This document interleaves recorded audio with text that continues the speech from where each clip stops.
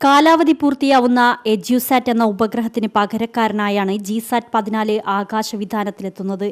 Telemedicine, tele education ഉൾപ്പെടെ രാജ്യത്തെ ആശയവിനിമയ സംവിധാനങ്ങളെയെല്ലാം ഒരു കുടക്കീഴിലാക്കാൻ ജിസാറ്റ് 14 കഴിയും. 1982 കിലോമീറ്റർ ഭാരമുള്ള ഈ ഉപഗ്രഹം 12 വർഷത്തെ സേവനമാണ് വാഗ്ദാനം ചെയ്യുന്നത്. അത്യാധുനിക സംവിധാനങ്ങളുള്ള ട്രാൻസ്പോണ്ടറുകളാണ് ജിസാറ്റ് 14 ഘടിപ്പിച്ചിരിക്കുന്നത്.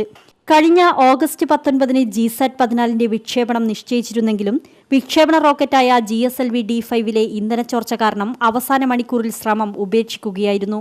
ഖര, ദ്രാവക, ക്രയോജനിക് ഘട്ടങ്ങൾ താണ്ടിയുള്ള വിക്ഷേപണ പ്രക്രിയയ്ക്കായി ഇന്ധനം നിറയ്ക്കവെയായിരുന്നു ചോർച്ച കണ്ടെത്തിയത്. തമിഴ്നാട്ടിലെ തിരുനെൽവേലിയിലെ ലിക്വിഡ് പ്രൊപ്പൽഷൻ സിസ്റ്റം സെന്ററിലാണ് ISRO ക്രയോജനിക് എഞ്ചിൻ വികസിപ്പിച്ചത്. മുൻപ് റഷ്യൻ ക്രയോജനിക് സാങ്കേതികവിദ്യ ഉപയോഗിച്ചായിരുന്നു ഇന്ത്യ ഉപഗ്രഹ വിക്ഷേപണം നടത്തിയിരുന്നത്. ഏറെ വെല്ലുവിളികൾ നിറഞ്ഞ GSLV വിക്ഷേപണം വിജയകരമായാൽ ക്രയോജനിക് സാങ്കേതികവിദ്യ സ്വായത്തമാക്കിയ രാജ്യങ്ങളുടെ പട്ടികയിൽ ഇന്ത്യ ഇടം നേടും. അതുകൊണ്ടുതന്നെ 4 മാസങ്ങൾ കൊണ്ട് സാങ്കേതിക തകരാറുകളെല്ലാം പരിഹരിച്ച് നിശ്ചയദാർഢ്യത്തോടെയാണ് ISRO പുതിയ ചുവട് വയ്ക്കുന്നത്.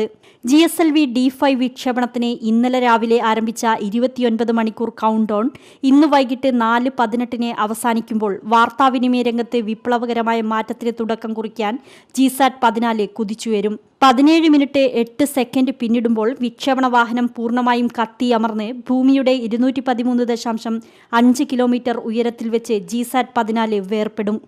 GSLV ഉപയോഗിച്ച് ഇന്ത്യ നടത്തിയ വിക്ഷേപണങ്ങളിൽ 7 2 മാത്രമാണ് വിജയിച്ചത്. ഇവയെല്ലാം റഷ്യൻ ക്രയോജനിക് സാങ്കേതിക വിദ്യയുടെ സഹായത്തോടെയായിരുന്നു.